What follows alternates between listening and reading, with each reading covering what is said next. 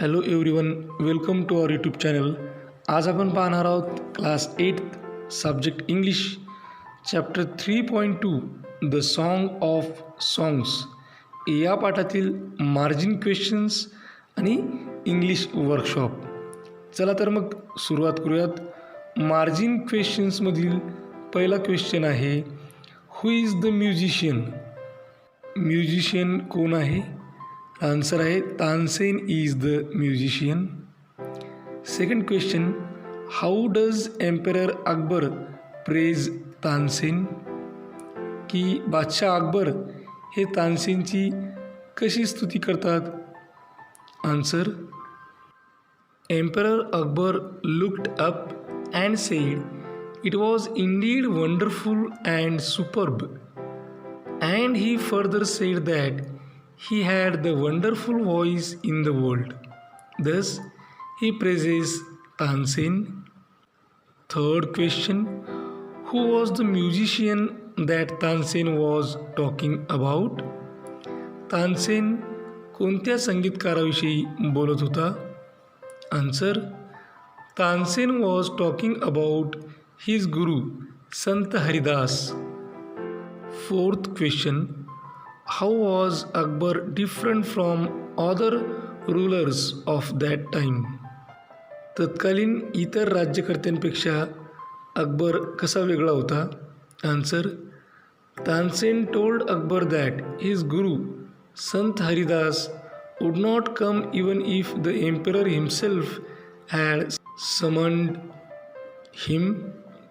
This reply would have enraged any other emperor, but instead of getting angry, Akbar told him that he would go to him himself if he would take him to him. It shows the humanity and humbleness of Akbar. Thus, he was different than other rulers in his attitude. Fifth question, why did Tansen make deliberate mistake? तानसेनने जाणून बुजून चूक का केली? Answer, Tansen made deliberate mistake because when they reached him, his guru was not ready to sing. Tansen tried to sing and made mistakes so that they could hear his guru singing. Sixth question, what is the music that spread across the forest compared to? Answer, the music that spread across the forest is compared to the first glimmer of dawn or the fragrance of jasmine.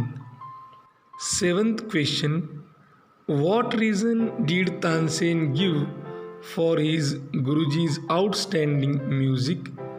की तानसेनने त्याच्या गुरुजीच्या अद्वितीय संगीताच्या मागील कारण काय सांगितलेलं आहे? Answer, according to Tansen, his Guruji's music and voice is outstanding because he sings for one who is master of even kings, that is God. So his music springs from the depth of his soul, free and unasked for. आता आपण वळूया English वर्कशॉपकडे. पहिली activity आहे, frame your on sentences by using words or phrases. खाली दिलेले शब्द किंवा फ्रेजेसचा वापर करून तुमचे स्वतःचे वाक्य तयार करा. म्हणजे तुमच्या स्वतःच्या शब्दांमध्ये वाक्य तयार करायचे. फर्स्ट वर्ड इज गिवन, पहिला शब्द दिलेला आहे wonderful, and the sentence is what a wonderful scene that was. Second, superb. Sentence, his handwriting is really superb. Third, very well. Sentence, my sister has been doing very well in her studies. Fourth, so beautiful and divine sentence. The music is so beautiful and divine. Second activity. From the story, make a list of words related with music. की या स्टोरीमधून music म्हणजे संगीताशी संबंधित असलेल्या शब्दांची यादी तयार करा. And the words related with music or musician, raga, voice, sing, ustad, music teacher, tanpura, Tansen, Sant Haridas. Third activity, who said to whom and when or why. की कोण कोणाला म्हणालं, केव्हा म्हणालं आणि का म्हणालं हे आपल्याला लिहायचे.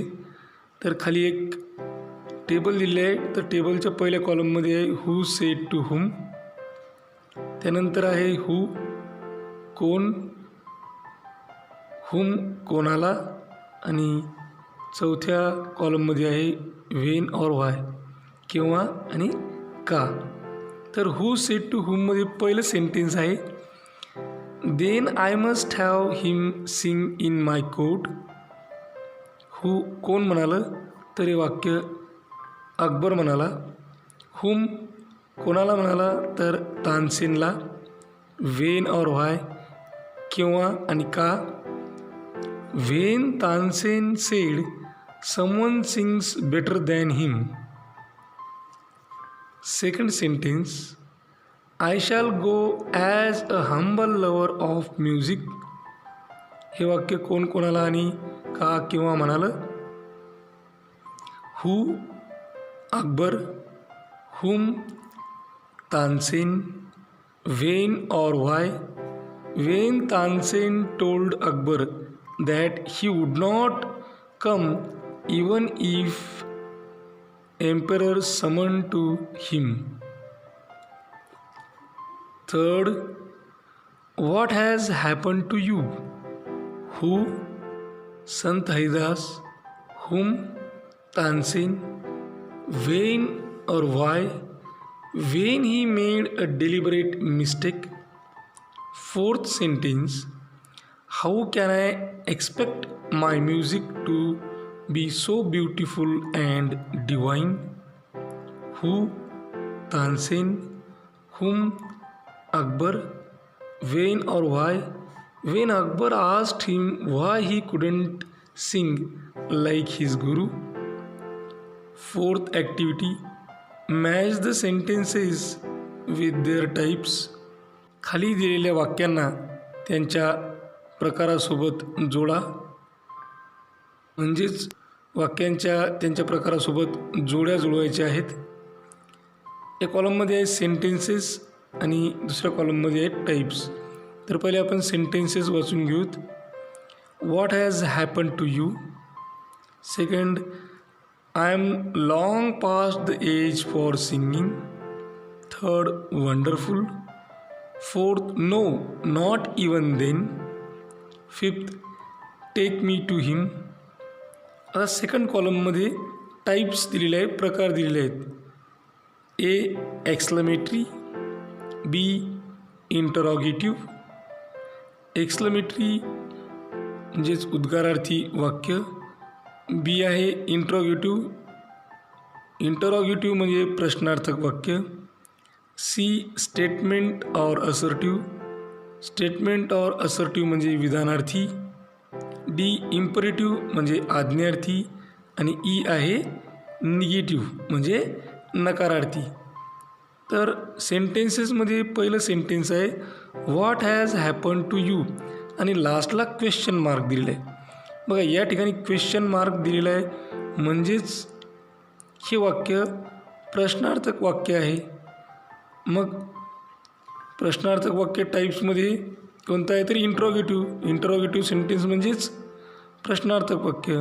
तर what has happen to you याची जोडी लागते इंटरॉगेटिव्हसोबत. सेकंड सेंटेन्स आहे I am long past the age for singing. हे वाक्य साधं वाक्य आहे, विधान आहे, तर हे येईल स्टेटमेंट आणि असर्टिव्ह विधानार्थी वाक्य. थर्ड आहे वंडरफुल. वंडरफुलचा टाईप होतो exclamatory. Fourth no not even then. या वाक्यामध्ये बघा नो नॉट ए नकारार्थी शब्द आलेले आहेत, त्यामुळे हे वाक्यसुद्धा कसं होईल, नकारार्थी वाक्य होईल. आणि नकारार्थीला इंग्लिशमध्ये निगेटिव्ह म्हणतात, तर याची जोडी निगेटिव्ह सोबत लागेल. फिफ्थ टेक मी टू हिम. बघा या ठिकाणी आज्ञा आहे, वाक्य होईल आज्ञार्थी. आज्ञार्थीला इंग्लिशमध्ये इम्परेटिव्ह असं म्हणतात, तर इम्परेटिव्ह सेंटेन्स सोबत याची जोडी लागेल. Fifth activity make as many words as you can from the word exasperated. Exasperated या शब्दापासून जेवढे जास्तीत जास्त शब्द तयार करता येतील तेवढे तयार करा. मग आता आपण हे शब्द तयार करू. And the words are spread, read, trade, speed, trap, seat, seed, date, dear, dear, tree, sari, rat, year, eat, tea, pea, sea, sea, rate. Sixth activity write T for true, N T for not true and CNS for cannot say. First sentence Emperor Akbar greatly admired Tansen's music, but now he was bored with it. तर या ठिकाणी आपल्याला लिहायचं not true, तर not ट्रूसाठी आपण लिहू NT. Second Akbar was arrogant and expected all his subjects to obey his command. हे वाक्यसुद्धा नॉट ट्रू आहे, तर आपण अँटी या बॉक्समध्ये लिहू. थर्ड गुरुजी रिकग्नाइज्ड द किंग. ही गुरुजींनी राजाला ओळखलं. तर गुरुजींनी राजाला ओळखलं की नाही हे आपण सांगू शकत नाही, म्हणून तिथं लिहावं लागेल आपल्याला कॅनॉट से आणि short form CNS. Fourth in spite of being a great singer Tansen continued to make deliberate mistakes. आणि हे ट्रू सेंटेन्स आहे, त्यामुळं तिथं लिहावं लागेल T. Fifth any effort dedicated to God turns to be the best. हे true sentence आहे आणि त्यामुळं लिहावं लागेल T. Seventh activity discuss and write briefly. चर्चा करा आणि संक्षिप्तपणे प्रश्नांची उत्तरे लिहा. First question what would happen if the emperor Akbar would summon Sant Haridas. की अकबर बादशाहने जर संत हरिदासांना बोलावणं पाठवलं असतं तर काय झालं असतं. Answer if the emperor Akbar would summon Sant Haridas he wouldn't have come to his court.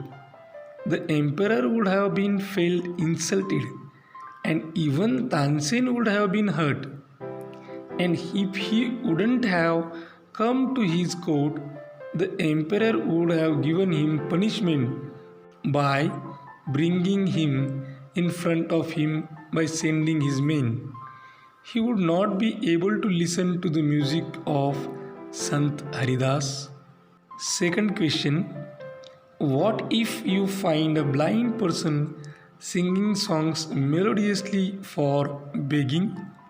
जर एखादा अंध व्यक्तीला अत्यंत सुरेल अशा पद्धतीने गाणे गात असताना भीक मागताना पाहिल्यास तुम्ही काय कराल.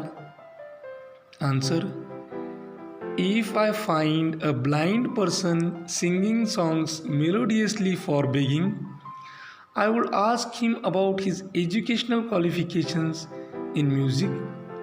If he is well qualified, I will take him to my school and I will request my school authorities to depute him as a music teacher so that we would enjoy his melodious voice and he would earn his bread and butter instead of begging. Eighth activity, study the underline group of words. खाली काही group of words शब्दसमूह हे underline केलेले आहेत, त्यांचा अभ्यास करा. पहिला आहे, पहिल्यामध्ये ए आहे, he wore a shirt made of cotton. या ठिकाणी मेड ऑफ कॉटन खाली अंडरलाईन आहे. B, he wore a shirt which was made of cotton. या पूर्ण वाक्याखाली अंडरलाईन केलेली आहे की ही ओवर अ शर्ट याखाली एक अंडरलाईन आहे आणि which was made of cotton याखाली दुसरी अंडरलाईन आहे. Second sentence A, are you sure of your innocence. Of your innocence खाली अंडरलाईन आहे. B, are you sure that you are innocent. या ठिकाणी या वाक्यात दॅट यू आर इनोसंट खाली अंडरलाईन आहे. Third A, this is the exact reason for his failure. या वाक्यात फॉर हीज फेल्युअर खाली अंडरलाईन आहे. B, this is exactly why he has failed. या वाक्यामध्ये दिस इज एक्झॅक्टली या खाली अंडरलाईन आहे आणि त्याच वाक्यामध्ये दुसरी अंडरलाईन आहे why he has failed. Fourth sentence A, after finishing his work he went home. या वाक्यामध्ये आफ्टर फिनिशिंग हिज वर्क या खाली अंडरलाईन आहे. B, he finished his work and he went home. आता या वाक्यामध्ये ही फिनिश्ड हिज वर्क खाली underline आहे आणि त्यानंतर ही वेंट होम या खाली अंडरलाईन आहे. You will notice that all underline group of words in sentences marked A merely refer to a concept or expression. की तुमच्या लक्षात आलं असेल की जो काही शब्दसमूह होता एमधील तो काय करतो, merely refer to concept or expression. एखादी कन्सेप्ट किंवा एक्सप्रेशन दर्शवण्यासाठी ते वापरलेलं आहे. They do not contain a subject or a main or principal verb such as a group of words or unit of a sentence is called phrase.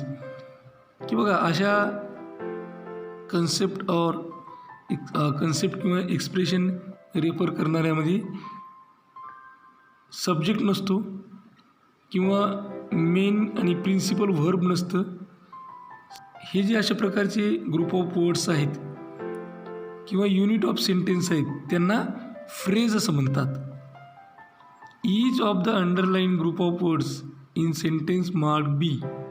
आता दुसरं पाहत जो बी वाक्य होतं आणि त्याखाली ग्रुप ऑफ वर्ड्स खाली अंडरलाईन केलेली होती. मग ते काय दर्शवतात, convey a thought or concept, जे एक विचार किंवा एक संकल्पना दर्शवतात. And have a subject and principal or main verb, की ज्यांच्यामध्ये सब्जेक्ट असतो, कर्ता असतो, प्रिन्सिपल ऑर मेन वर्ब असते की मुख्य क्रियापद असते. This unit or part of a sentence is called clause, की अशा युनिटला किंवा वाक्याच्या एखाद्या भागाला काय म्हणतात, क्लॉज म्हणतात. Say whether the underline are phrases or clauses. खाली काही वाक्य दिलेले आहेत तर त्या वाक्यामध्ये काही शब्दसमूहांखाली अंडरलाईन केलेली आहे. तर अंडरलाईन केलेल्या शब्दसमूह हा फ्रेज आहे की क्लॉज आहे ते आपल्याला ओळखायचं आहे. तर पहिला sentence, the musician laid his tanpura on the carpet. या वाक्यामध्ये ऑन द कार्पेट खाली अंडरलाईन केलेली आहे. तर ऑन द कार्पेट काय आहे, तर ऑन द कार्पेट हे फ्रेज आहे. Second sentence, there is someone who sings far better. या वाक्यामध्ये देर इज समवन खाली अंडरलाईन आहे. बघा, देर इज समवन हा क्लॉज आहे. Third sentence, He had been Tansen's music teacher and he lived the life of a hermit. या वाक्यामध्ये he lived the life of a hermit याखाली underline केली आहे आणि हा एक क्लॉज आहे. Fourth sentence, the music spread like the first glimmer of dawn. The first glimmer of dawn याखाली अंडरलाईन केलेली आहे आणि ती एक फ्रेज आहे, the first glimmer of dawn. Fifth sentence, his music springs from the depth of his soul. From the depth of his soul या शब्दसमूहाखाली underline केली आहे. तर हा शब्दसमूह फ्रेज आहे. Sixth, as they walk back the emperor suddenly broke the silence. या वाक्यामध्ये the emperor suddenly broke the silence याखाली underline केलेली आहे आणि अंडरलाईन केलेला हे जे काय आहे ते आहे clause. Ninth activity, divide the class into 2 groups. तुमचा जो काही वर्ग आहे तो वर्ग 2 ग्रुपमध्ये विभागा. Teacher divides the story in two groups. आणि शिक्षक ही जी काही स्टोरी आहे या स्टोरीला 2 भागामध्ये विभागतील. Each group should be allotted 1 part to be converted to a play or skit format. की प्रत्येक ग्रुपला एक पार्ट दिला जाईल आणि त्याला कन्वर्ट करून आपल्याला एखाद्या प्लेमध्ये म्हणजे नाटकामध्ये किंवा स्किट म्हणजे प्रहसनामध्ये त्याला रूपांतरित करायचे.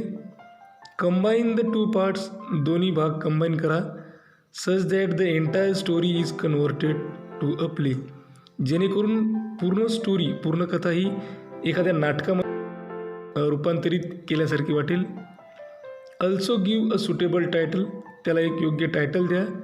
Present the play in your class. आणि या नाटकाला तुम्ही तुमच्या वर्गामध्ये सादर करा. ही एक ॲक्टिव्हिटी विद्यार्थ्यांसाठी वर्गामध्ये करण्यासाठी दिलेली आहे. तर यामध्ये शिक्षकांनी या स्टोरीला 2 पार्टमध्ये डिवाईड करायचे आणि वर्गालासुद्धा 2 भागामध्ये डिवाईड करायचे आणि त्यांना अर्धी स्टोरी देऊन त्याचं नाट्य रूपांतर करायचे आणि वर्गामध्ये ती सादर करायची आहे. 10th activity, search on internet the information about Tansen and any 2 great artist. इंटरनेटवर तानसेनबद्दल माहिती गोळा करायची आहे आणि आणखी 2 जे ग्रेट आर्टिस्ट आहेत त्यांची माहिती किंवा म्युझिशियन, आर्टिस्ट असतील किंवा म्युझिशियन असतील त्यांची माहिती गोळा करायची आहे with the help of following points. आणि मग कोणत्या पॉईंटवर, कोणत्या मुद्द्यांवर ही माहिती गोळा करायची आहे, तर ते मुद्दे आहेत नेम, नाव, प्लेस ऑफ बर्थ, जन्मठिकाण, म्युझिक आर्ट, संगीत किंवा कला, अवॉर्ड्स अँड ऑनर्स, त्यांना मिळालेले पदव्या आणि सन्मान. तर सर्वात प्रथम तानसेन. नेम रामतनू पांडे. तानसेन यांचं नाव रामतनू पांडे होतं. प्लेस ऑफ बर्थ, त्यांचं जन्मठिकाण ग्वालियर, मध्य प्रदेश. म्युझिक आर्ट, तर music, classical music. Awards and honours, he was one of the Navratna in Akbar's court, की अकबराच्या दरबारामध्ये नवरत्नांपैकी एक ते होते. Then Bhimsen Joshi. Name Bhimsen Gururaj Joshi. Place of birth Ron district Gadag in Karnataka. Music or art Hindustani classical music, devotional songs. Awards and honours Padma Shri 1972, Padma Bhushan 1999, Bharat Ratna 2009. Then Rabindranath Tagore. Name Rabindranath Thakur. Place of birth Calcutta, now Kolkata. Music art poet, novelist, essayist. Awards and honours Nobel prize in literature in 1913. 11th activity, collect any 5 stories of Akbar and Birbal. He activity विद्यार्थ्यांसाठी आहे की अकबर आणि बिरबलाच्या 5 गोष्टी जमा करायच्या आहेत. Write or present any one of them in the class, की वर्गामध्ये या 5 कथांपैकी कोणतीही एक कथा एकतर लिहायची आहे किंवा म्हणजे वर्गामध्ये सादर करायची आहे. तर ही वर्गातील ॲक्टिव्हिटी विद्यार्थ्यांसाठी. तर याचबरोबर हा इंग्लिश वर्कशॉप पूर्ण झाला. अशाच प्रकारचे नवनवीन व्हिडिओ पाहण्यासाठी या चॅनलला सबस्क्राईब करा. आमच्या चॅनलचे सर्वच व्हिडिओज ताबडतोब तुमच्यापर्यंत पोहोचण्यासाठी बाजूला दिलेल्या बेल आयकॉन बटनला क्लिक करा. हा व्हिडिओ तुम्हाला आवडला असेल तर लाईक करा. तुमच्या मित्रमैत्रिणींमध्ये, गरजू विद्यार्थ्यांमध्ये जास्तीत जास्त प्रमाणात शेअर करा. काही अडचण असेल, काही सजेशन असेल, काही इन्फॉर्मेशन असेल किंवा रिप्लाय द्यायचा असेल तर कमेंट बॉक्समध्ये कमेंट करा. हा व्हिडिओ अत्यंत काळजीपूर्वक आणि सर्वात महत्त्वाची गोष्ट टिल द एंड शेवटपर्यंत पाहिल्याबद्दल तुम्हा सर्वांचे मनापासून आभार. थँक्यू. Thanks a lot.